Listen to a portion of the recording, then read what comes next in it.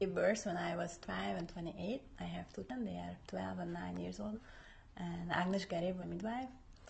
And my birth experience were what I would say perfect. I can't find anything in them that was not what I wanted. So I was very lucky. There were no complications and no traumas, and it was really beautiful and empowering.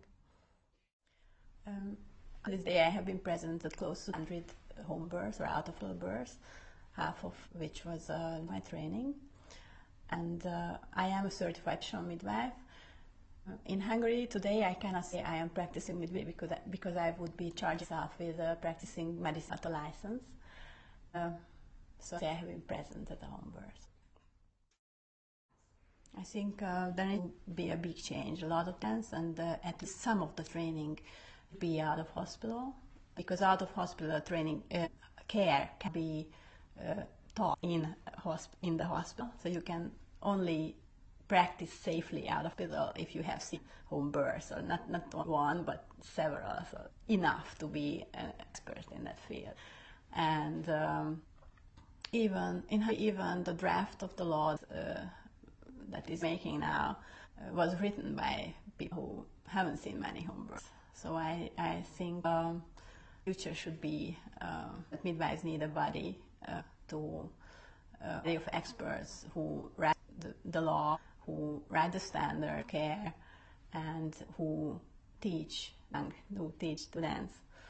And there should be, maybe in a birth center, it's more convenient to train in a hospital setting, but the midwives training midwives and not obstetricians training midwives, because independence is being by independence. And in hospital setting, in Hungarian hospitals, the midwives are not independent. They are always directly supervised by obstetricians, and they can't learn the skills because they are not allowed to practice them. And hands-on practice is crucial. It's really important for a trainee. I like to say, in a home setting, the woman after birth usually the first thing she does is saying thank you to the husband, giving him a big kiss. In a hospital setting, she's usually saying thank you to the doctor right away. And I think that's a very significant difference. The woman might think the doctor was the one who actually brought the baby in the hospital. And in a home setting, she is sure that she's the one who brought that child to the world, and gives thanks to the husband for giving that opportunity. And the main thing is owning the birth. The birth is it. At home, it's the woman's birth always, and midwifery care about empowering the woman to own her birth. As in a medical thing, it's their territory, it's their rules, it's their. They think experts of the woman's birth. They think themselves expert of the woman's birth. They are experts of complications, maybe, that may arise, but if you are constantly after the problems, then you might find more than you would have if you were only supporting normal. Well, in old times, everyone knew that the earth was flat, and today everybody knows that home birth is unsafe. And these two things contain about the same amount of truth. Every reliable statistics prove that home birth is at least as safe as hospital births if we consider the outcomes. But both things carry certain risks. For example, the hospital setting carries a higher risk of infection because there are other people to get infection, and it also carries higher risks.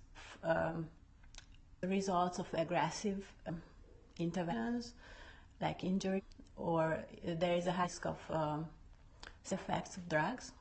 And because home settings interventions aren't being used, the risk of those is less, of course.